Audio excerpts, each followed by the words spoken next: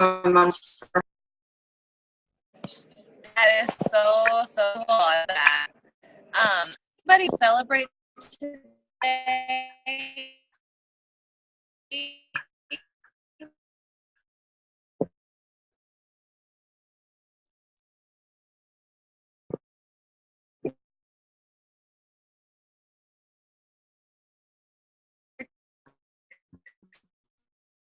Amber, you're muted.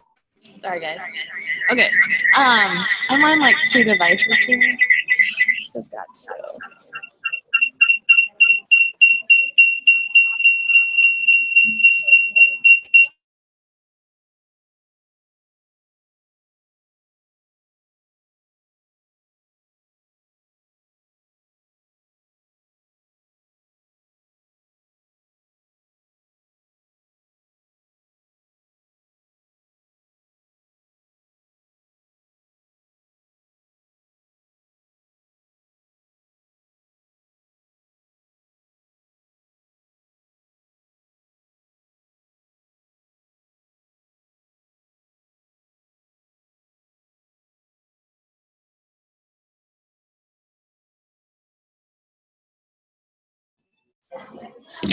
Okay, can you guys hear me? Someone chat or something. I just can't see your faces on here. Okay, perfect. Anybody else? So Kara, I was wondering if you could share about your awesome week that you had.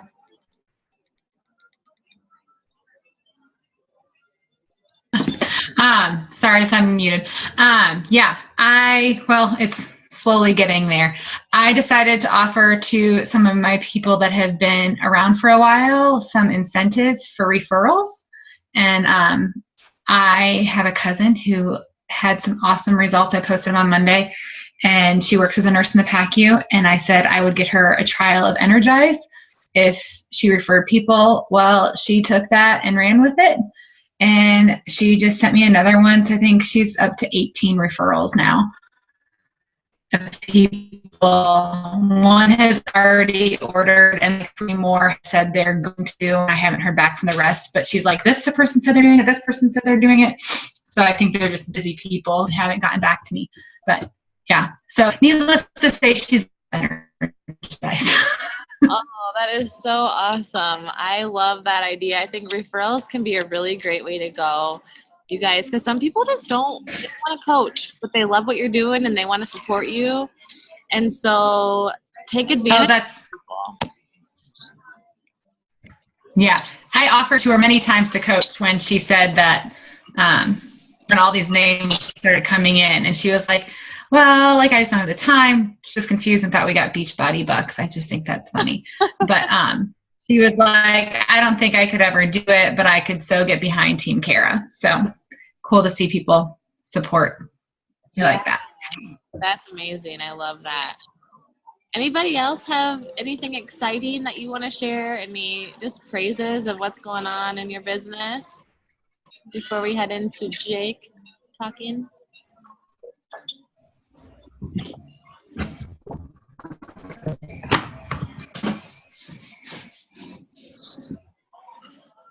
Okay. So before we get started with that, I just wanted to say that I have been so encouraged lately with you guys and your social media presence and just all the constant encouragement that you're giving out and the value that you're giving out.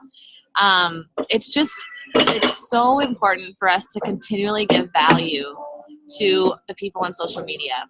And one thing that I really want you guys to think about when you're posting is think about it in the terms of if you have never been exposed to Beachbody before.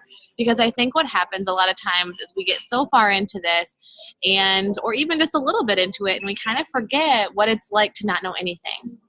So when you're posting, say you're posting about Shakeology or say you're posting about a fitness program, don't assume that they know what it is. You have to talk about it at like a level 1 because I think we're used to, once we get familiar, talking about it at a level 10. And so make sure that in your social media posts that you are like, it might feel like you're dumbing it down and it might feel like you're explaining it to like a second grader. but that's really what you need to do if you're going to get people to kind of understand what you're talking about. So with that, I would love for us to head into the meat of this conversation today.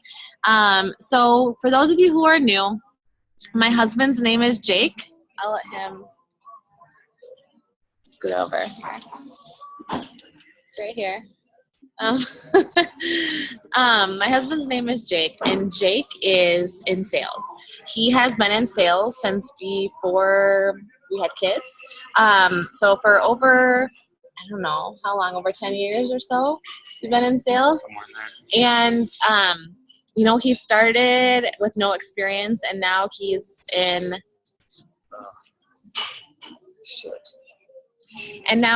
surgical sales, full-time. He works for a company called Medtronic here in the Twin Cities. And anyway, so he has really, what sets him apart in the marketplace is really his ability to build relationships. And that's what his colleagues know him for. That's what his bosses have always said, like, you set yourself apart because of your focus on people. And so today I wanted him to talk. We were talking, and I was like, he's like, well, what are the pain points of your team? And I said, well, I think that the one that often comes up is recruiting, and just how it can be really tough to find the right people for your team. And so today he's going to talk about recruiting, and specifically how to really make sure that you're listening to your people, how to make sure that you have their best needs in mind when you're presenting the opportunity. So I'll let him take it away. Hi. It's funny because everybody is in like a still mode. So yeah, we have really bad internet. You look like you're Sorry. not moving and are lifeless. So it's kind of comical on my end. So we decided, Amber talked me into doing a little date at the Mall of America, and a part of this date apparently is me talking to you. So I found out about this about 20 minutes ago. So I'm kind of nervous. I didn't take any notes, but there's a couple of parallels. So I work in surgical sales. I work in specific to vascular surgery, interventional cardiology, interventional radiology. I do limb salvage and amputation prevention. So that's by day. That's my job. It probably takes about 40 to 50 hours of my week doing that. And then for those of you that follow our family's journey, I also started my own real estate company called Twin Cities Luxury Living here in the Twin Cities. And we are a quickly growing luxury real estate company in the area, and just do things a little bit differently than everybody else. And so when I was thinking about this briefly, mind you, there are probably more parallels to the real estate side of things as I'm going through a lot of the growing pains that you guys are, being online based and then also new in the market. We launched in March. Maybe more so that than my day-to-day job where I get to go in and I know we've got a couple of nurses that are maybe on this call or at least on the team that, you know, you see the same people in the hospital every day. And for me in that role, if I do not get a commitment from somebody that day, I have the ability to go back and I get to go back and follow up with them the following week or a couple weeks from then. So for those of you that don't know my backstory, when I came out of school, I like saying this because I just think it's important. I didn't have any job offers. I wasn't the smartest student in college. I didn't really have any sort of prospects when I came out of school. I didn't have any interviews. I had an opportunity. I was given an opportunity with a small Christian university here in St. Paul called North Central University to do career placement and education services. And it was a window for us to be able to buy a house and pay bills. I hated it. But I knew when I got the opportunity that it was my chance to make the most of it and I needed to do everything I possibly could to make this career program, which, is a 100-year-old institution that had never had a career service program. I needed to do everything in my power to make it successful. So first thing I did is I reached out to every university in the Twin Cities to get an understanding of what they were doing for their career program. I didn't know anybody, but I found my way. I did my research. I continued to look to see what other people were doing across the country. So active. Sit. So I did everything I could to get up to speed as quickly as I possibly could.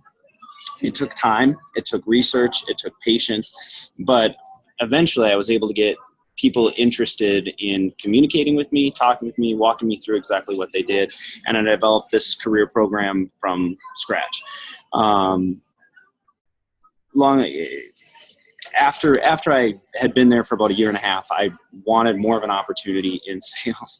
And so I took an opportunity with a small company called Tin Medical Technologies. I was given the privilege of relocating to Chicago to develop an expansion territory. It was in the urology market where I really knew nothing about. I had no experience in urology, and I was in Chicago where I had no networks, no communication, no connections, nothing, and I had to build a business from scratch. So when I got into that, I again, it was one of those situations where I knew I had an opportunity, and if I made the most of it, that maybe something better would come along. It wasn't a sexy sell. It wasn't anything fun. I had 2 states that I was responsible for. I was gone 1.5 to 2 weeks every single month when I was newly married. So it wasn't an ideal situation, but I put my head down. I worked hard. I achieved what I wanted to achieve, and I got an opportunity to relocate back to Minneapolis, take a job with Bard Vascular, and then onward to Medtronic. So Medtronic, for those of you who don't know, is the largest medical device company in the world. It is one of those companies that when I came out of school, I said if ever given the opportunity, I would love to work for them. Now, when people look back on my career and what I've been able to accomplish, I think I've been fairly successful. The number one thing, and I think relationships is part of it, but the thing that I'm more interested in, and the thing that I thought I could talk about a little bit with you guys today, is this ability for not only relationship building, but understanding the needs and wants of your clients. So when I write an email to people, usually that email is no more than 3 or 4 sentences. If it gets to a point, in my opinion, where it's 3 or 4 or 5 paragraphs, and Amber can attest to this because I even give her a hard time when she writes for her blog, it gets to a point where it is less about the reader, it's less about the consumer, and it's more about me. So I am always trying to add specific content that I believe brings value. So in recruiting or in hospital sales or, for me now in real estate, what I am constantly trying to figure out is what my customer or what my client wants. The majority of my meetings with people, with physicians, Kara, you're on the screen now, so hi. The majority of clients that I work with know me more for wanting to know what are their drivers and what are they passionate about than any other rep in the industry. So it's easy to come in and it's easy to talk about the products I want to sell, but that doesn't necessarily translate to what they want. So if you are feeling stuck with recruiting, I would encourage you to go back and think, am I actively looking for what other people want, or am I actively looking for what I want? I want to coach. I want to build my team. I want them to hit Success Club. I want them to start getting their family going. I want them to start using Energize. Does that fit with where they are at and what they want to achieve? So I don't know if you guys do this, but I've said it 1,000 times. If I was running a boot camp, which I never will, but if I Don't did, say never. never, maybe, who knows? If I was, I'd be offering a survey at the end of every boot camp to know how you did. I'd want to know. Did people think I did a good job in the boot camp? Was I involved in the boot camp? Was maybe, you know, in your downline, how am I doing as a leader? How am I doing in bringing value? What can I be doing better? The hard part with any form of communication, any form of sales, is you get in such a rut where you're working on something and you're doing it your way, and that doesn't always bring benefit to people. So where I've been really successful, and a good example of this, I have a vascular surgeon out in Sioux Falls named Chad Lorich. Chad has now become a really good friend of mine, but at the time that I met him, his number one, the company he used most was actually Medtronic. And I was with Bard at the time, and I remember grabbing dinner with him, and the first thing I asked him is, what are your goals? Where do you see yourself in 5 years, and how can I help you get there? So I would wonder how many of you have asked your top coaches, you know, what are your goals? Where do you want to be in 5 years, and how do I help you get there? There is a genuine connection, I think, that's built when you put aside your own personal interests, per se, and you start focusing on the interests and the development of others. Now, I'll say this. It's not easy to make some of these things happen. It's not easy to constantly want to develop people, but I think there's a difference that's made when you're able to do those things, and I don't think it goes unnoticed. I've always put the needs of my customers above the needs of my own, and I've always been successful. Take criticism to heart. Try and come up with creative ways that you can be driving value to your team. I mean, I think with Amber's business specifically, we continue to try and find ways like this where you have live video to make yourself available to people. But again, I think you need to constantly be looking and making sure that you are actually doing what's in the best interest and needs of your customer. So in the example of Chad wanted to have the opportunity to speak across the country. He wanted to be a part of clinical trials. And he wants, now his new thing is that he wants to be medical advisory board. So he wants the ability to be a part of developing future technologies for peripheral vascular intervention. So with speaking opportunities, those aren't, you know, those opportunities are for a select few. So it's not something that everybody gets. So to translate that, I mean, think about baby steps for people too. I mean, what is the old saying, you know, you need to walk before you can run. So for Chad, I started getting him doing webinars. So he would just be doing live streaming. I would, in this industry, guys, I'd be empowering your team as much as you possibly can. I think the more people feel invested in what they're doing, the longer they're with them. And if you haven't figured it out already, for every 10 people that sign up under you, you maybe have 2 real good, hard-working rock stars in this, from what I can tell at least. So, you know, if you have 2 people that are really, really solid in your team and they provide a lot of benefit, even if they provide a lot of benefit in your challenge groups, empower them. Reach out to them specifically and give them an opportunity to demonstrate leadership traits while they're in the challenge group with you. It bridges this gap where, look, I've already empowered you in the challenge group. You got this. Why wouldn't you consider being a coach?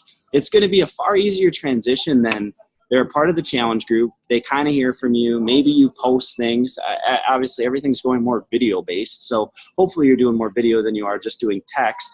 But maybe you're doing some text, and then at the end of it, you send them a random message saying, hey, I think you'd be a great coach. I would want to know if it's something that they're interested in. I might take a before survey to know what their fitness goals are, and then I would do something on the back end to hear how you did, and you know, maybe that's a really good time for you. Maybe it's even like an exit interview, so everybody knows. I'm just going to ramble here because I did not plan for this at all, but maybe you have like a template where you set it up so that's just kind of the expectation that at the end of this, I'm going to take a 10-minute survey, and it's not a survey. Now I'm changing my talk track, but maybe it's not a survey monkey. Maybe it's like an exit interview, like you were leaving a job. How did the challenge group go? Did you accomplish what you wanted to accomplish? Look, I am trying to grow my Beachbody team. What? Miranda says, keep going. You're doing Keep a good going. job. Thanks, Miranda. Miranda, you just earned yourself 10 extra Success Club points. Keep them coming, people. Keep the compliments flowing. Now I lost my train of thought. Exit interview. I was getting rolling though. No, so I'm just trying to think, like, how can you guys, I say this all the time. If you are not telling your coaches that you are a part of one of the fastest growing teams in the country, you are missing a great opportunity there. If you guys, like, anybody who came on board, I don't know, somebody's doing their makeup. Is that Sarah Lang? Yeah. So Sarah Lang was a part of this early on. Like, it was like 30 people a year ago. 30 people. You're at 400. If you're not telling people that, people have everybody that is going in and they're seeing their friends do these Beachbody things. There's a bunch of people that are in my network that are doing some sort of Beachbody, and they sign up and they are not set up for success. You need to have a team that's got 400 people. You got to have somebody like Amber, who also has access now to Michelle Myers, that can give constant advice. I mean, you guys, it's building. So you got to be really confident that you're a part of something that's so special and unique. Now, that being said, if you can translate that into your challenge groups and you can drive value in the beginning, I'm a big believer in setting expectations. I promise now in the real estate market, I promise people who work with me 100% transparency. And I love this. Amber and I were talking about this. Do I have your permission to hold you accountable? Do I have your permission to hold you accountable? The thing you will get from me that is unlike anybody else in this space is you will get 100% transparency. If you're not following us on Facebook, on Twin Cities Luxury Living, follow us. I'm going to post a picture. There was the family we just are working on. It's a $1.4 million home in Golden Valley. This family had this mega tree in their front yard. You couldn't even see the house. It is a gorgeous, custom-built, 6,200 square foot home with a big old tree in like literally blocking the entire home. I go with a chainsaw in hand and say, I'm cutting down this tree. I promised you 100% transparency. And if you want me to hold you accountable and sell your home, this tree needs to go. Now, for them, I talked about this a little while ago, I am always wondering, like, what's in it for them and what's in it for me. So in this scenario, like, this was a little bit more heavily weighted, and we wanted the house to sell, and we wanted to have something that was maybe a little bit more visually appealing to the general consumer. But in that scenario, I had asked them for permission up front, and I had made them a promise that if they are working with me, then they're going to get that honest transparency. So it makes that conversation much easier, and I would encourage you guys to be doing the same thing. Find out right up front what their goals are. What are they trying to accomplish if they're in challenge groups, or if they reach out to you guys. Don't send some BS email to them that's 10 pages long anymore. Set up a call with them and have just a general conversation as far as where are you at, where do you want to be, and how can I help you get there? And then hold yourself accountable too. Like, try and be a better leader. Set these calls up ahead of time so you know what people are trying to accomplish and you can help them get there, and then do self checks. I'm a big believer in finding out what I can do better from people. Don't take it personally, because you are going to get negative feedback, and sometimes it's really, really hard to hear, but it's going to make you better, and it's going to let them know, more importantly, that you legitimately care. You are bigger than 95% of the people out there trying to do these network marketing things, because you legitimately care about them. So I think I'm at 1:30. I'm a big time guy. So to summarize my ramblings, be proactive with these people. I think you all can be doing a better job in what's the word I'm looking for? In converting, and maybe even look at conversions, because I look at conversions. In the hospital, we say anywhere from 8 to 12 touches. So if you're not seeing progress from people that you really think are great, don't write them once or talk to them once and, well, they said no. So yeah. I would create a spreadsheet, and I would make a note of every time that you are touching base with these people, and just keep a log of it, and just shoot them a text message once or twice a week. I'm doing that. And guys, I'm doing it too on the real estate front. I have to do that all the time. I connect with these people who are thinking of selling, and I don't hear back from them. And it would be so easy to never follow up with them, never have that awkward or uncomfortable conversation. But I'm telling you, your business is not going to grow unless you do. You need to hold them accountable, and you need to hold yourself accountable. So I would try and do, I think what I'm summarizing, and the more I'm thinking about it, is try and do all this stuff up front, so that when you are asking for follow-up, when you are asking, get people's permission. I love having people's permission to hold them accountable or to follow up with them. Hey, can I plan on hearing from you next week? Take those opportunities so that you just can do it without having to think twice about it. And then on the recruiting side, if you've got people that are really talented in your challenge groups or in your downline, I'd be giving them opportunities. I love empowering people, and I love telling them how fantastic they are at what they do. And I think the more people hear that, especially in a challenge group, and you call out leadership and you call out potential, the more likely, given what I just said, if you had already asked them for permission to circle back with them, now you're circling back with them, you've empowered them the entire time. It's not that hard of a conversation to say, hey, we talked about this a month ago when you started the challenge group, and you told me your goals were this, this, this, and this. During the challenge group, I saw that you're great at leading people. You're great at encouragement. Look at your progress. I think you would be a tremendous coach. Hey, would you be interested in taking a look at our coaching sneak peek? It's an easy conversation to have with people, because you've already set the expectation that you're probably going to follow up with them at the end.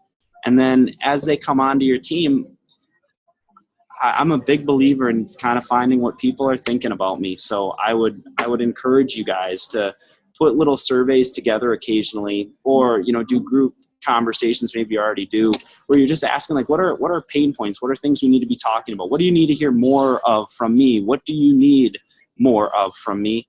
And I've only been in sales for 10 years, but bringing value and wanting to know what value people need have always allowed me to be successful. Put your customer first, and everything else will take care of itself. You're fired? Well, no, just for the day. Just for the day. Well, I know I always learn something when Orvin talks. I just let him go, and I always learn something from him.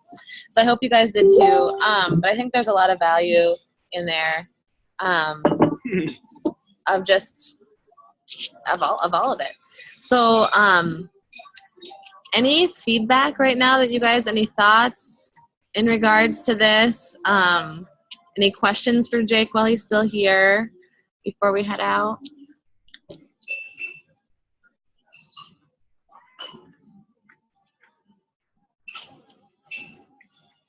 Okay. Well, thank you guys so much for joining. I have one for Jake. Oh, yeah. Yes. Hi.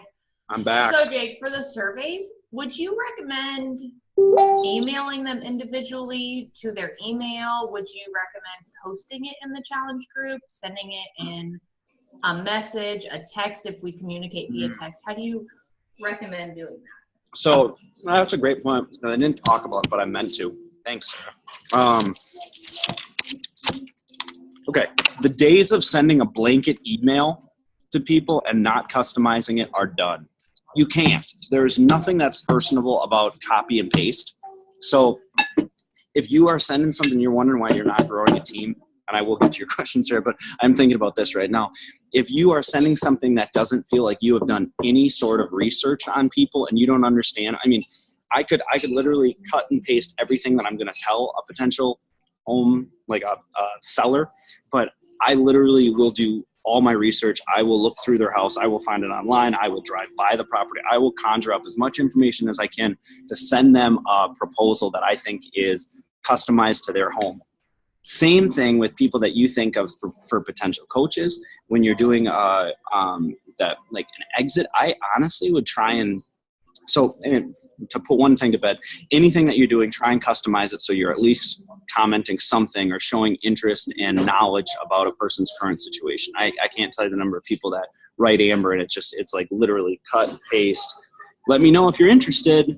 Probably not ever going to hear back from them. With regard to exit, I don't know how much time you guys have. I would say if you don't have time to converse with them, send them. I would say you send them. It's unstable. I'm gonna go in for another bite. I would say specific to, or it's all a matter of time. You don't have a whole lot of time. Maybe you put it in the group and say, hey, when you guys get a chance, please do this. If you have a little bit more time, I would say you send them a custom email thanking them for their involvement. If you have 5 minutes on your side, I would try and have the expectation up front that, hey, at the end of this, I'm just going to need 5 to 10 minutes of your time. I just want to get some feedback from you. And I would try and set up a conversation with them because now you're talking with them. And if they're ranting about how great this was, hey, have you ever thought about being a coach? If they are going on about how miserable it was and you were the worst coach ever, you've probably got some development to do, but they're also probably not going to be a great coach because they're not going to be really excited about what they're doing. I like the idea of having somebody on the phone with me, having a conversation with me where they can sell me that they want to do it. And then at the end, it's the easiest transition there because if they're already telling you how great it was and this was so fun and I was telling my friends, wow, it sounds like you would be a great coach. I wanted to talk to you about that today. More so than, hey, Amy, did you get my email? Can you please do that survey for me? I don't know. It's you guys gotta determine how much time you have on your hands. But I would say the more personal you can make things, the better. Anybody else?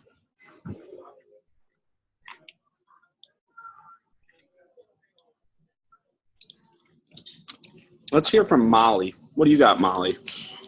She's still on. Did you see I her name? thought I saw Molly. I'm here. There you go. Molly. You want me to ask a question? What's up? Hi. That was all. What was that? Oh, just to say hi. Oh, I just saw names. Who else we got? Molly. You got me at a good time because I just wrangled the chaos in my house. So they're just upstairs screaming now instead of downstairs. Looks like you got a beautiful house, so I like those lights. Thank you. Let's see here.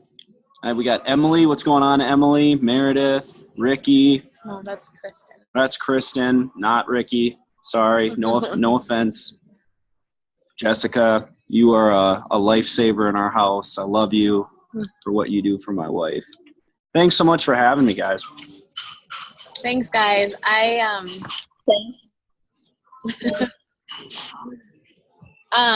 Thanks for making it. I really appreciate that you guys made it for the meeting. And I just realized I forgot to post the last week's recording, so I'll post both of them later on today or tomorrow. So, all right. Thanks for joining. Have a good afternoon.